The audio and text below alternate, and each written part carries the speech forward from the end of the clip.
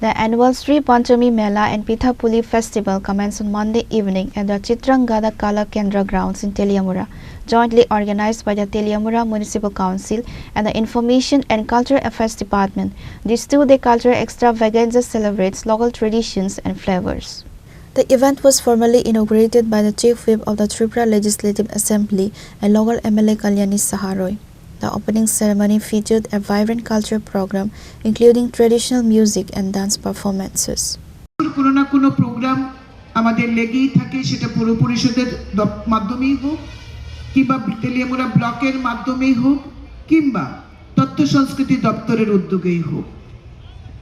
আপনারা জানেন রাজ্য সরকার আমাদের হারিয়ে যাওয়া সংস্কৃতিগুলোকে নতুন আঙ্গিকে সাজানোর পরিকল্পনা নিয়েছেন তথ্য সংস্কৃতি দপ্তরের মাধ্যমে। গত বছর আমাদের এখানে সেই হারিয়ে যাওয়া একটি উৎসব ধামাই রাজ্যভিত্তিক অনুষ্ঠান তেলিয়ামুড়ার এই চিত্রগতা হল প্রাঙ্গণে হয়েছিল 2 দিন ব্যাপী। যদিও এই বছর এই অনুষ্ঠান বিশালগড়ে হয়, সারা রাজ্য জুড়ে এই অনুষ্ঠান বিভিন্ন সময়ে বিভিন্নভাবে চলতে থাকবে।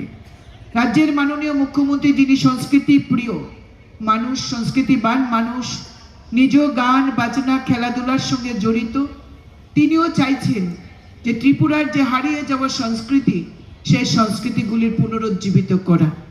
এই বছরও এমন 2টি অনুষ্ঠান নতুন আঙ্গিকে তিনি শুরু করেছেন তথ্য সংস্কৃতি দপ্তর, যার নিজের দপ্তর, সেই দপ্তরের উদ্যোগে।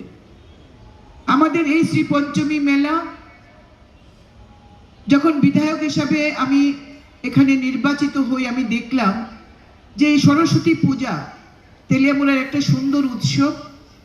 প্রতিটি বিদ্যালয়ে মা সরস্বতীর আরাধনা হয়, কিন্তু সারা বাজার জুড়ে ছড়িয়ে ছিটিয়ে যেভাবে সরস্বতী পূজা করতেন বিভিন্ন স্কুল কলেজের ক্যান্ডিডেটরা, আমরা 2018 সালে একটা পরিকল্পনা নিই যে আমরা এই পূজাকে সারা বাজারে ছড়িয়ে ছিটিয়ে না করে আমরা টাউন হল প্রাঙ্গণে একটা কম্প্যাক্ট একটা জায়গায় আমরা সুন্দরভাবে করব।